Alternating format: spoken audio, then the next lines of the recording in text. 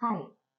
हम ऑफन अपने बच्चों को बहुत पढ़ाई करते हुए देखते हैं और पढ़ने के लिए आगे बढ़ने के लिए our kids wants to go abroad, जिसके लिए वो बहुत मेहनत करके जीआरई जीमैट देते हैं, एक अच्छा स्कोर लाते हैं।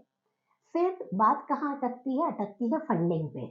When as a parent we feel that we are not financially equipped enough to send our kids abroad, तो फिर इन दैट कंडीशन हमारी क्या तैयारियां होनी चाहिए और क्या जरिए हो सकते हैं फाइनेंशियल एड के as well as foreign loan के, कि जिनके जरिए हम अपने बच्चों के सपने पूरे करवा सकते हैं। तो आइए जाने फॉरेन एजुकेशन लोन के बारे में। जैसा कि मैंने बताया, एजुकेशन के लिए सैट, जीआरई, जीमैट, ये कुछ एग्जाम्स हैं जो जनरली स्टूडेंट्स देते हैं। तो एज अ पेरेंट हमें क्या क्या ध्यान रखना है? एज अ पेरेंट हमें ध्यान रखना है उनके डॉक्यूमेंट्स का, कि सिंस क्लास 10th बच्चों के सारे डॉक्यूमेंट्स इंटैक्ट रहे।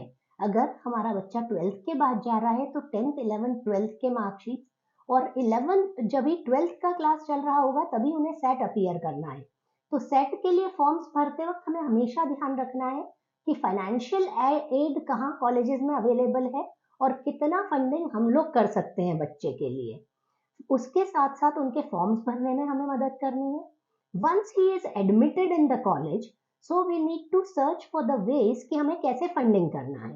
डेफिनेटली हम हमारे खुद के सोर्सेस तो देखेंगे ही, बट फॉरेन एजुकेशन लोन्स भी काफी अच्छे रेट्स पे अवेलेबल है, which is much lesser than normal personal loans और other loans.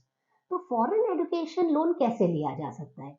Foreign education loan के लिए किड्स के पर्सपेक्टिव में हमें उसके डॉक्यूमेंट्स चाहिए जो उसकी 10th 11th 12th की मार्कशीट से, या आफ्टर ग्रेजुएशन जा रहे हैं तो ग्रेजुएशन की मार्कशीट, साथ ही सैट, जीआरई, जीमैट जो भी एग्जाम बच्चे ने अपीयर किए हैं उनके स्कोर कार्ड्स, आईलेट्स के स्कोर कार्ड्स, उनके साथ साथ जिस कॉलेज में बच्चे का एडमिशन हुआ है उस कॉलेज की सारी डिटेल्स, उनका admission letter.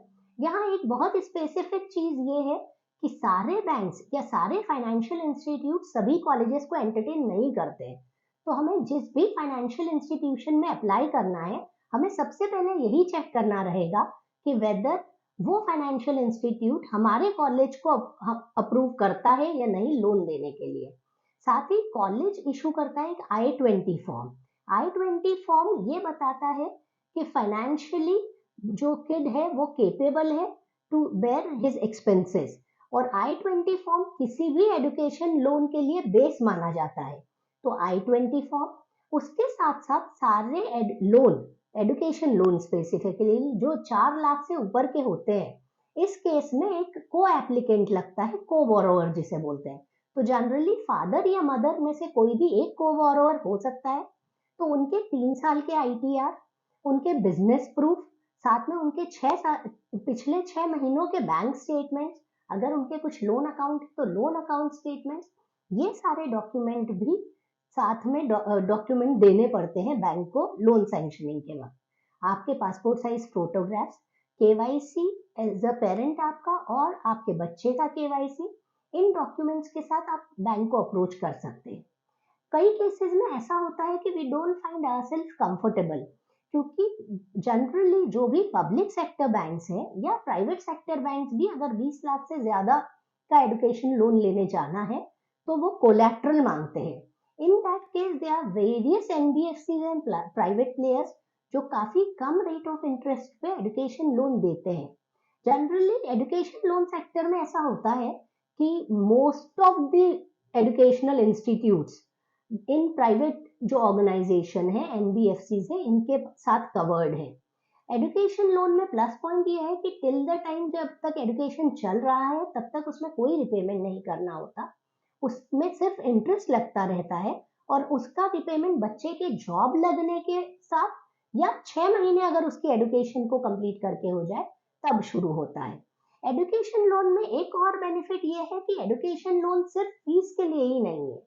Foreign education loan हम फीस के अलावा आने जाने का खर्चा बच्चे का, साथ ही वहां का अकोमोडेशन, प्लस अगर कोई स्पेशल इक्विपमेंट या इंस्ट्रूमेंट लगता है, जैसे नया लैपटॉप लग रहा है बच्चों को, या अगर आर्किटेक्चर या ऐसे किसी कोर्सेज के लिए जा रहे हैं तो कुछ इक्विपमेंट्स लगते हैं स्पेसिफिक, इन सब इक्विपमेंट का खर्चा भी एजुकेशन लोन पूरा करता है।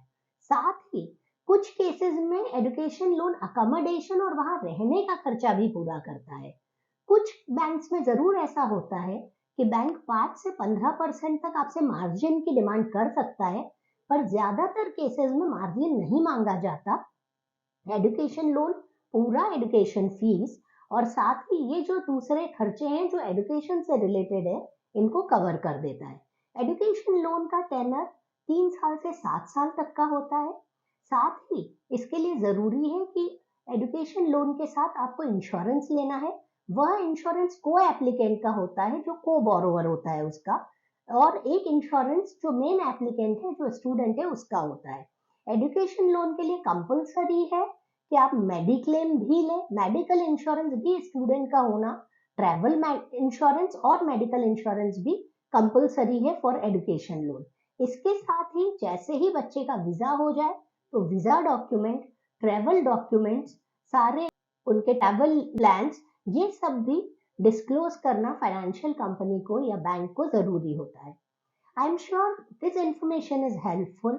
If you feel that this video is helpful and you want some more videos in similar segment, please do drop message in comment section. Do like and subscribe the video. Thank you.